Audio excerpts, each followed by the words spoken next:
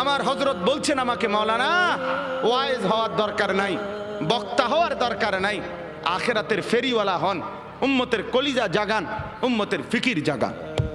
আপনার বিবেক জাগাইতে চাই বাপ।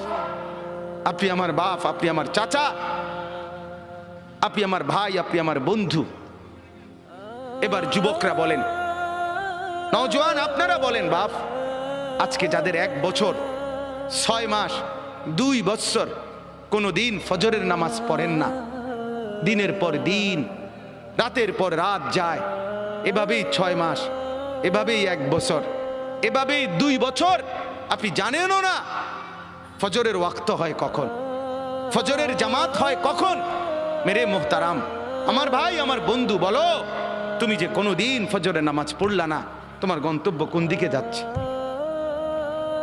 কোন দিকে যাচ্ছে বলেন?